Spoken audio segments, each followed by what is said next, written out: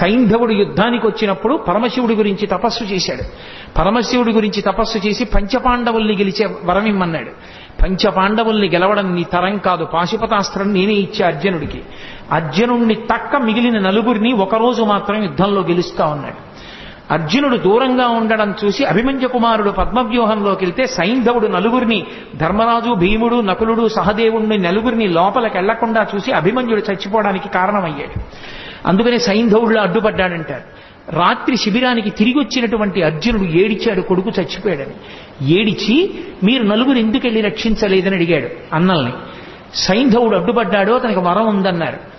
తొందరపడి ప్రతిజ్ఞ చేసేశాడు, రేపు సూర్యాస్తమయానికి నేను సైంధవుడి తల తరగకపోతే నేనే చచ్చిపోతానన్నాడు.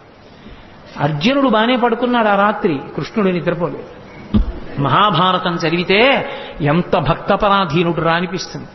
ఆఖరికి అటు ఇటు దొర్లుతుంటే సారథి దారుకుడు వచ్చి పిలిచాడు, ఎందుకు అలా ఉన్నారని అడిగాడు.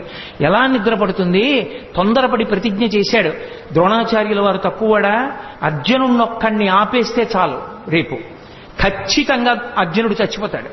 ఆత్మహత్య చేసుకుని ప్రాణం వదిలిపెట్టేస్తే గెలుపు కౌరవులది. రేపు సైంధవుడు అర్జునుడికి చిక్కకుండా చూడడం ఎలాగో ద్రోణుడికి తెలుసు. ద్రోణుడు వ్యూహం పన్ని ఎక్కడో దాస్తాడు సైంధవుణ్ణి. యుద్ధంలో అసలు అక్కడ దాకా వెళ్ళడం కుదరదు, ఎందుకంటే ద్రోణాది వీరులు ముందే ఉంటారు. స్వర్ణ కవచాన్ని అభిమంత్రించి కట్టాడు దుర్యోధనుడికి, వెళ్ళలేకపోయాడు అర్జునుడు. వెళ్ళలేకపోయి ద్రోణాచార్యుల వారే పెద్ద పర్వత శిఖరంలో ఎదురుగుండా నించుని శకట వ్యూహం పన్నాడు. శకట వ్యూహం పన్ని లోపల ఎక్కడో చిట్ట చివర దాచేశాడు సైంధవుణ్ణి. పొద్దున్న అయిపోయింది, మధ్యాహ్నం అయిపోయింది, పొద్దు ఒరిగిపోతోంది.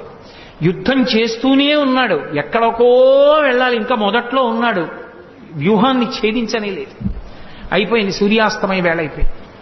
సైంధవుడు సంతోషపడిపోతున్నాడు, అమ్మయ్య ఇక అర్జునుడు నా దగ్గరికి వచ్చే అవకాశమే లేదు, నేను చచ్చిపోనని. చిన్న బుచ్చుకున్నాడు అర్జునుడు. అయిపోతోంది సూర్యాస్తమయం, కాబట్టి చంపలేని సైంధవుణ్ణి. అయిపోయింది కురుక్షేత్ర యుద్ధం, నేను ప్రాణం విడిచిపెట్టవలసిందే. చూశాడు కృష్ణ పరమాత్మ అర్జునుడి యొక్క అవస్థ. చూశావా, తొందరపడితే బావా ఎలా ఉంటాయో పరిణామాలు, జాగ్రత్త వహించు, ఇప్పుడు నేనేం చేస్తానో చూడన్నాడు. మాయాతిమిరాన్ని సృష్టించాడు, అది సూర్యుడిని అడ్డింది. సూర్యాస్తమయం అయిపోయింది, అర్జునుడు కొట్టలేకపోతున్నాడే అన్నాడు. అలా మాటలు విన చీకటి పడింది అన్న మాట వినపడగానే అర్జునుడు దగ్గరలో లేడు కదా అని సైంధవుడు నిక్కి నిక్కి తలపైకెత్తాడు. తలపైకెత్తి నిలబడ్డాడు. బావా అడిగో సైంధవుడు కొట్టేయన్నాడు. బాణం వేసి వెంటనే తలని కొట్టాడు. కొట్టగానే మాయాతిమిరాన్ని తొలగించాడు. చీకటి పడ్డా కొట్టాడందాం అనుకున్నారు, మళ్ళీ సూర్యుడు పైకి వచ్చాడు. అమ్మా మనం పొరపాటు పడ్డాను రా, సూర్యాస్తమయం అవ్వలేదనుకుంటున్నారు. సైంధవుడి తల బావా